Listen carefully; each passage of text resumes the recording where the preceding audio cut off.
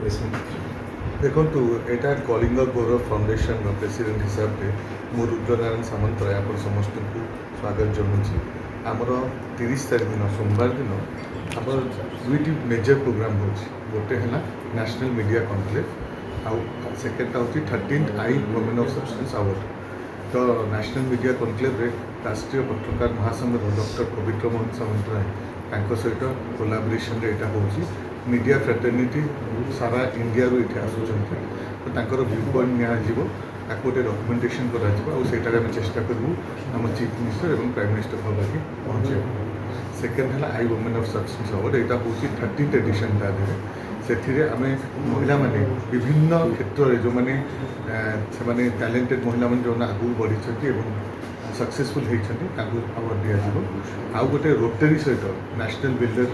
Award बोली आम ये कर सहित कोलाबोरेशन करके दिखाई आमर विभिन्न पैनल डिस्कशन्स पैनल डिस्कशन्स जो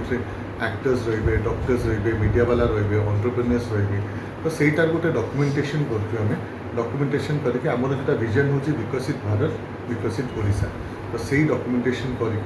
आम आम सीएम और पीएम को पाक पहुँचिकी से देवाक चाहूँ आमर यही विजनटा को केमती सक्सेसफुल कर आम समस्त पार्टिसिपेशन समस्त वेल विशेष रिक्वायर प्रोग्राम टी अनुष्ठित होगा जाऊँगी जो मीडिया जो कॉन्क्लेव हो 7 जन मीडिया को माने पर्सनल को आम दौचु नेशनल मीडिया अवार्ड दि जाऊँगी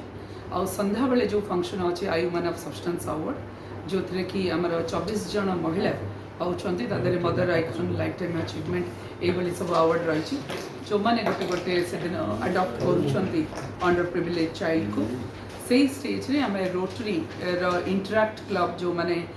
युवागोष्ठी अच्छा जो मैंने छात्र मैंने अच्छा छात्री मैंने अच्छा समाज में कार्य करुँच प्रथम रोटरी प्रथम कम्युनिटी इंटरैक्ट क्लब से दिन लॉन्च करा जाउछि प्रेसिडेंट सेक्रेटरी को इंडक्ट करा जाउछि ता सहित रोट्राट आउ 31 जन टीचर्स जो अच्छा से नेशनल बिल्डर अवार्ड रोटरी द्वारा सम्मानित करने को जाउछ।